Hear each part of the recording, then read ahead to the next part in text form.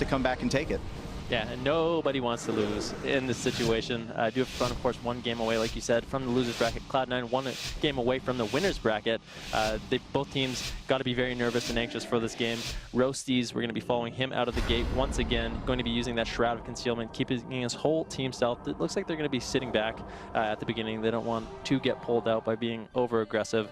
Looks like Mudyan is once again going to be pulling away from his port, so if they do get the initial CC onto Coding and Yun, he's going to be able to be in the open and port away to safety. Yeah, he was going to try to bait the sap with that intervene and try to get it onto the warrior, but it doesn't look like it's going to land. Same with the cap totem. Roasty is just playing very patient and gets the sap and the cheap shot, and they're going to do the exact same opener onto Mudyan. But look at where Mudyan is playing right near that gateway because that deep is going to land onto Coding, and I do believe, yep, Frost Draw after it. So long CC chain, but Cloud9, you know, not capitalizing on that quite yet, followed by the Cyclone. Just look at all these CC layered on top of each other onto Coding. Yeah, Mudyan does have that Dark Soul active though, and he's starting to put out a whole bunch of damage over here. Mudyan taking quite a bit of damage himself, getting caught into that that cheap shot, or excuse me, that kidney shot. Gonna cause him some trouble over here. Roasties though popping his offensive cooldowns, trying to put out a whole ton of pressure, but neither team really getting put into any really scary situations just yet. We did see the Spirit Link Totem coming out from Coding there, and that's gonna be the first real major cooldown coming out from Team Do It For Fun. I like what Cubsy is doing. He's using his trinket.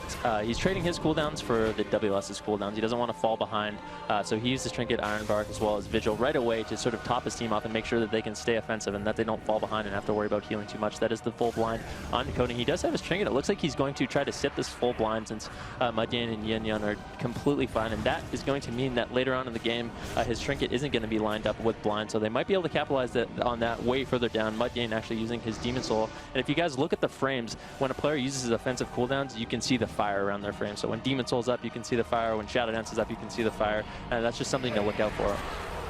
Now Cubsy down to about 60%, you know, but sitting good at 54% mana. Wealthy Sock having to have that Iron Bark placed on him, and there we go. Now we see a Shadow Dance with that death from above, with the kidney into the cheap. Mudyan has to eat that Rallying Cry right there, as he is going to port back, and he is getting kind of low. Coding has to Trinket Link right there, but Mudyan isn't in the...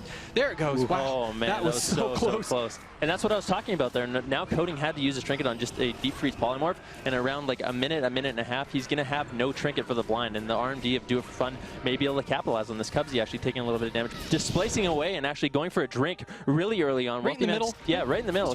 Wealthy Man still has both his blocks available. Doesn't even look like they're going to have to trade it. They're actually going aggressive right now. Mudyan taking a lot of damage. Deep Freeze going out on a Coding. Cubsy actually able to get a lot of mana out there, right there. The full sheep. Mudyan trying to do his best to get away, but Roasty's on his back doing as much damage as possible. The sprint though, finally able to get away. The Master Reflect comes in too little too late, not able to reflect the polymorph onto Coding, who's still in CC. Wealthy Man taking Wealthy Man taking a little bit of damage right now. Catches a huge NS from Cubsy, gets topped up. Mudyan doing an excellent job kiting and basically surviving. Coding caught into that full clone right now.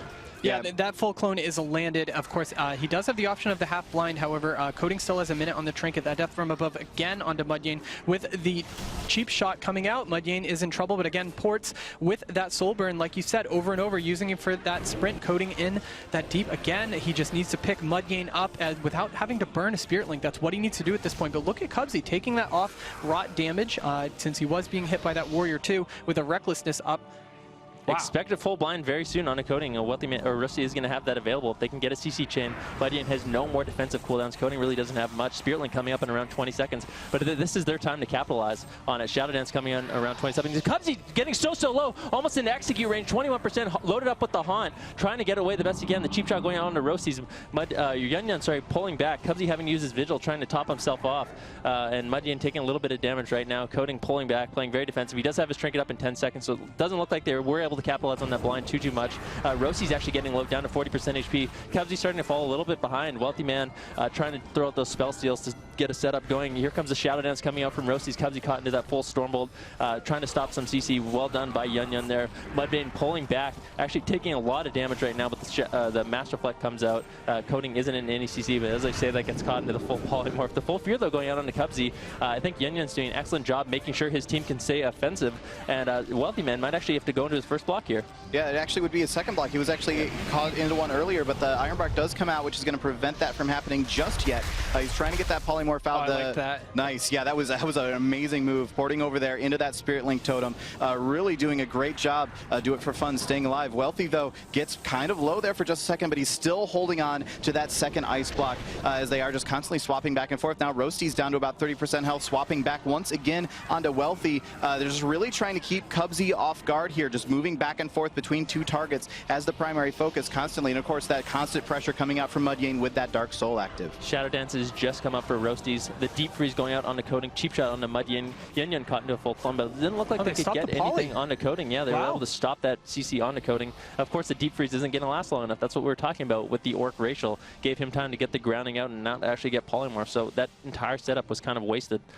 One of the things I liked earlier in the match that we saw on camera, I do believe, was Roasties ran away back with Cubsy out behind the pillar because Cubsy didn't have any defensive cooldowns available for him. And Roasty was able to get just a flat re-stealth off, no vanish, and was able to put some crowd control out onto Yon, who would have killed Cubsy at that point. Oh, but Cubsy just got a nice big drink, putting him back up at 45% mana, matching him with Coding. Coding actually doing a great job of keeping his mana pool at a decent spot through this entire match, despite all the damage that Mudvayne's been taking. Here we go once again. Yon actually trying to use his recklessness here, trying to put some damage out onto Wealthy. They really want to get that other block out of him, as he will have his Cold Snap in about 30 seconds. But Wealthy's still taking a lot of damage, but they're turning it back around onto Mudvayne once again. He just came out of that kidney shot.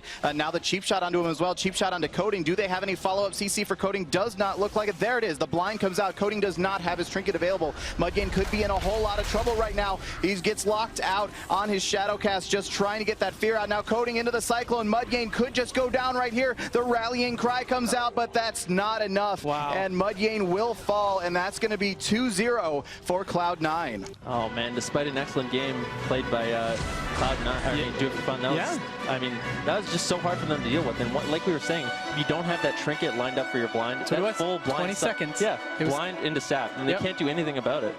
Roasty's basically winning them the game with that crowd control there, done excellently, and Mudvayne really couldn't do too much. Yeah, just a really, really well-played finish there from Cloud9, even getting the sap off, because once Coding had been sitting in that CC for long enough, of course, he drops combat, and the Rogue is able to get that either a vanish sap